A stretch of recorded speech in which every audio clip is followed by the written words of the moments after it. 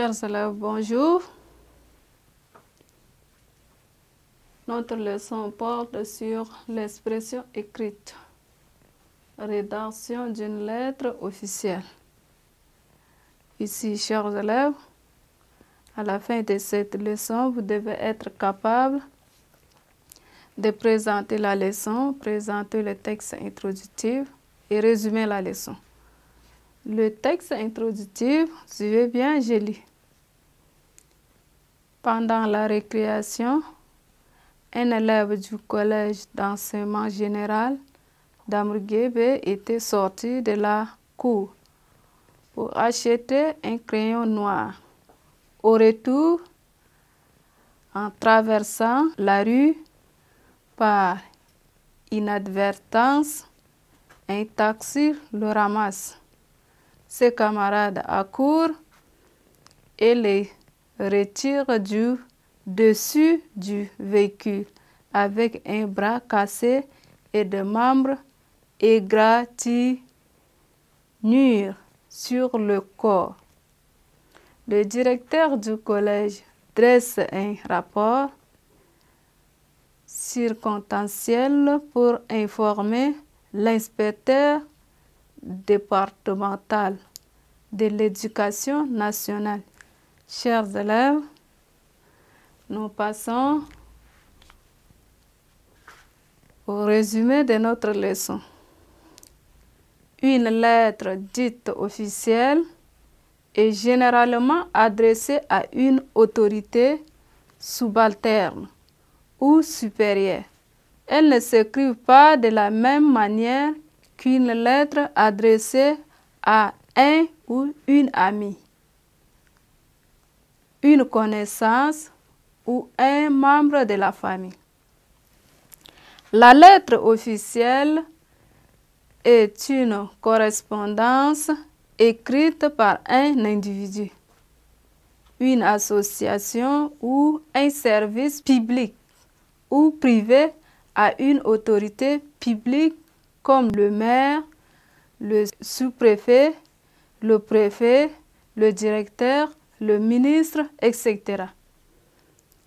Elle obéit à des règles administratives qu'il faut nécessairement respecter.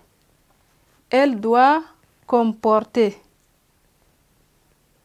l'adresse de l'expéditeur, numéro de référence pour les services, la date, l'adresse du destinataire, précédée de celle de l'expéditeur. Si c'est un service qui écrit, voie hiérarchique s'il y a lieu. L'objet de la lettre, la formule d'appel, le contenu de la lettre, citer les pièces jointes s'il y a lieu. Terminer la lettre par la formule de politesse. Signature plus nom, prénom et cachet du service si ce n'est pas un individu qui en est l'émetteur.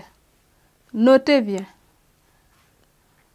La lettre officielle est très exigeante. Elle doit suivre et respecter la voie hiérarchique. Voici les renseignements et les formules d'usage. Dans une lettre officielle, les coordonnées de l'émetteur et du destinataire. L'objet de la lettre à formuler avec précision et concision. Le lieu et la date précisant les circonstances dans lesquelles la lettre a été écrite.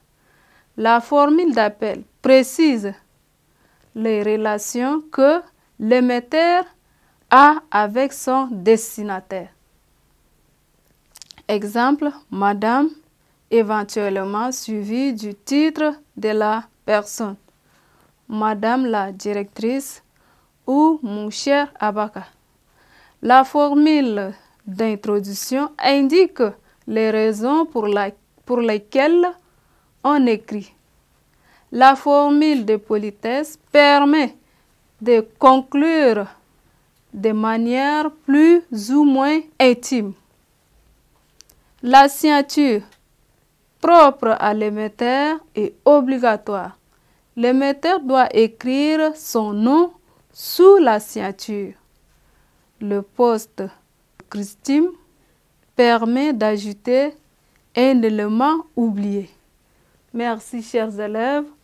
Nous venons de finir avec la rédaction d'une lettre officielle. Nous revoir dans une autre séquence.